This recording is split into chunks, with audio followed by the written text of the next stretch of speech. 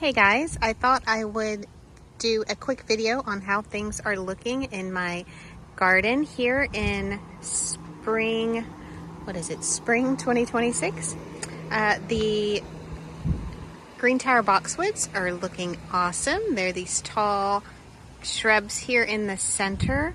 And then I trimmed back my asparagus fern, or these foxtail ferns, maybe a month ago. And so they are starting to put on new growth. I trimmed them because we had a freeze, and so a lot of the tips had browned out, and so I just trimmed them to spur on new growth.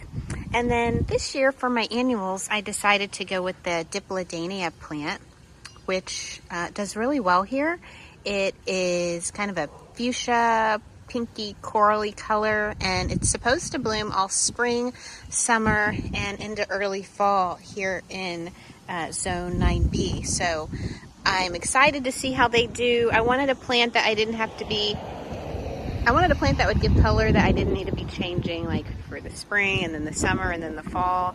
Didn't want to spend that kind of money or time. Got a lot going on right now. There in the center is my Japanese maple, and I've pretty much left the entire center area clear so that it can fill in eventually. I think it's been in the yard maybe a year, or maybe going on 2.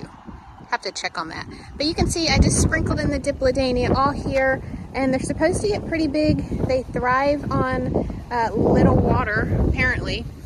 Like I say, it's my first time to grow them, so we'll see how they do. And then the sunshine ligustrums, for the most part, they look pretty good, except for this one. This one's been on the struggle for a couple years now, and I've kind of hacked it back over time as branches have gone dead, like this in here. So I may eventually pull this up and start over. We'll see. Or I may just cut it back and let it do whatever it's going to do. But so that's the garden bed in the front, looking nice and pretty lush. And then what we'll do is we'll go over here to the side yard. So I'm going to walk to the excuse me. I'm going to walk to the side garden bed here and show you what I've got going on. So I have 3 foxtail ferns. These didn't get trimmed, but they're doing pretty good. And then I've put 3 Dipladenia there in the front. That is I think it's a play in the blue salvia in the back. And eventually that will fill in all of that back corner. And then up here, being held by a dog leash, is my Chinese snowball bush. This was filled in all along the base, and as you can see, it was just kind of sprawling. It would brush up against, actually no, it didn't brush up against the fence. That was a salvia that did that and kind of rubbed off some of the stain. But it was really big, and so what I did is I just limbed it up, and as you can see, it gets that new growth down there at the base.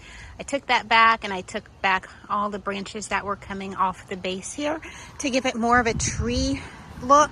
And then, I don't know if you guys like my homemade steak, but I took advantage of the post for the fence just to help it continue to grow upright. So I haven't gotten any blooms on this since I put it in the ground maybe 4 years ago. I'm hoping this will be the year, but time will tell. And then over here, I have my David Austin rose. I think it's called Claire, some kind of Claire. I can't recall right now. But isn't that beautiful? I really love this rose bush. The only thing is the roses last for literally like a day and then they fall off. So it's a quick enjoyment rose, but they come out that really buttery yellow, as you can see. And then eventually they turn to that creamy white, light creamy yellow white color. So they're really pretty. I'm gonna eventually tie it into the obelisk. I cut it back pretty harsh, and so now that it's put on some limb growth, I can go ahead and start to tie it back up to a little obi there. This is my Little John bottle brush in the center. I've had this for a couple years. I just love this plant. I love the red and the yellow flowering that it puts out. And then around here on the edge, again, I've put in the Dipladenia, And these are supposed to get as big as like a small shrub. So I'm hoping that that will be the case, but they've been amazing. I've watered them maybe once a week, if that, and they've been in the ground for maybe a month. So definitely a good bang for your buck plant. If you want to plant that, you can just kind of leave it and forget it. You're in the south. I'm not certain. We're going to walk to the backyard.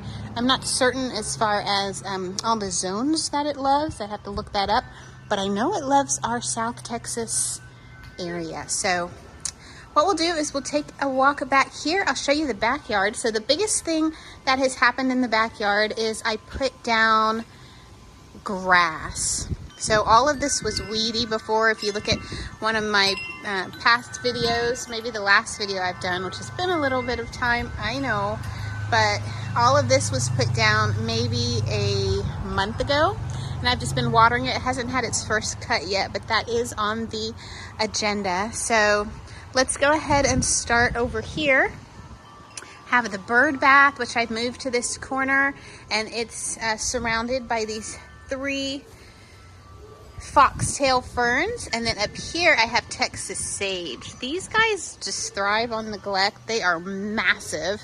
I've thought about taking them down, but I haven't done that yet. These first 2 are big, and then this one here, I mean, they just love their spot in the sun. Over here is the yucca, and yeah, he's living. And then up in the front I had some hummingbird bushes, but they did not survive our last freeze. I thought they might come back. Actually, is that greenery I see? I don't know, maybe we'll get something, but it's so far nothing. And then over here, I'll back it up. This is a crepe myrtle. It's supposed to be a fairly small crepe myrtle, and it's going to be like a pinkish color. It hasn't given me any flowers as of yet, and it's probably been in the ground maybe 2 years, somewhere in there. So I love these green waxy leaves. Aren't they so pretty? I think they're beautiful. And I'm just going to kind of let this be wild shrub for right now. Maybe at some point I could limit up and just make it like a single trunker. But for right now, it's just going to love its life there. And then back here, I have my canna lilies. And they are doing great. No flowering yet, but they've put on a lot of growth. That was just mulch maybe a month ago, and now they've started popping through. And then over here in my center bed on the mushroom trellis, I have my goji berry plant. This was in the ground, but every time we weed eated, it would just get whacked. And so I decided to plant it in my raised bed. It actually, I thought I had lost it, but I was able to save a couple branches and plant them, and now it's doing amazing. Look at that little booger. I do see you. And then here we have our, I believe they're called wandering Jew plant, and I don't know the other name for them, but that's how I've seen it. And they're really pretty. They just kind of take over, and then when a freeze comes, they get knocked out, and then they just keep coming back. And then this, I think, is a sunflower seed that I got from the rodeo, but I'm not certain. It might just be random weed. So we're gonna leave it and see what happens to that, if anything. All right, I do need to run the water soon. Okay, back here is my Temple of Bloom. Not sure when he's gonna wake up. Actually, I'm gonna scratch it to make sure that he's gonna wake up. Yeah, we're still green. So if anybody has a Temple of Bloom, I guess it's typical for it to look like this now. In mid-April, that's where we're at, mid-April. Not much to look at, but actually, I mean, I guess you can appreciate the form of it. And then over here, Canna Lily Explosion, again, no color yet. I didn't plan the placement of this bed the best because there is a sprinkler head right in the middle of all of that that is totally blocked out when they're in bloom or when they're growing, so we'll have to rework that. These are my flower beds that are empty for right now, but they do have some potting soil in them. and they just need to be planted up. I'm thinking to do the super petunias, so they can just kind of flow and look luxurious and luxe and all that good stuff.